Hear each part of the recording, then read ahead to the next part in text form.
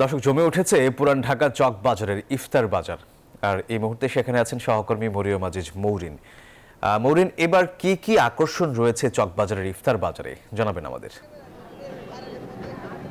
ধন্যবাদ সোহাগ, আপনাকে পবিত্র মাহে রমজানের শুভেচ্ছা। এবং আপনি জানেন যে রাজধানীর সব থেকে বড় ইফতার বাজার কিন্তু পুরান ঢাকার চক বাজার, এবং আপনি দেখতে শুরু করেছেন যে ইতিমধ্যেই অনেকটাই জমজমাট হয়ে গেছে ইফতারের এই বাজার।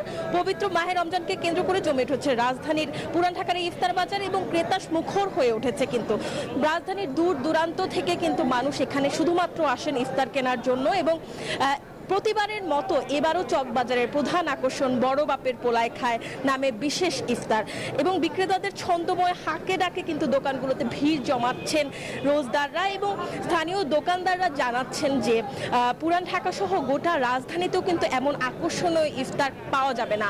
এছাড়াও আছে বেগুনি, আলুর চপ সহ বিভিন্ন মুখরোচক খাবার, যেগুলো বড় বাপের পোলায় খায় যে ইফতারটির কথা বলেছি সেটি কেজি হিসেবে 800 থেকে 1200 টাকা কেজি দরে কিন্তু বিক্রি হয়। এবং ইফতারের যে কোনো বাজারেই কিন্তু এই আইটেমটি কোনোভাবেই পাওয়া যাবে না এইখানে ছাড়া। সেই জায়গা থেকে অনেক জায়গা থেকে মানুষজন আসেন, এখান থেকে ইফতার কেনেন। এবং জানা গেছে যে অনেক বছর ধরে এই বাজারটি আসলে এতটাই ক্রেতামুখর হয়ে আসছে, এবং বিক্রেতাদের সাথে কথা বলে জানা গেছে আরও যত বেলা গড়াবে, সবেমাত্র 2:30 মিনিটের কাছাকাছি ঘড়ির কাঁটা, আরও যত বেলা গড়াবে বা ইফতারের আগ মুহূর্তে কিন্তু ইফতার বাজার আরও জমে উঠবে।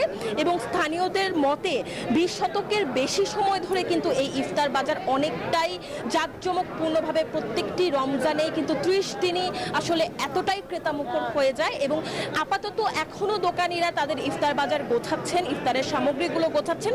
সেই জায়গা থেকে এখনো পুরোপুরি গুছিয়ে না উঠতে পারলেও কিছুক্ষণের মধ্যেই পুরো ইফতার বাজার গুছিয়ে যাবে এবং ক্রেতামুখর হয়ে উঠবে পুরো চক বাজার। সোহাগ, এখান থেকে এই ছিল সর্বশেষ।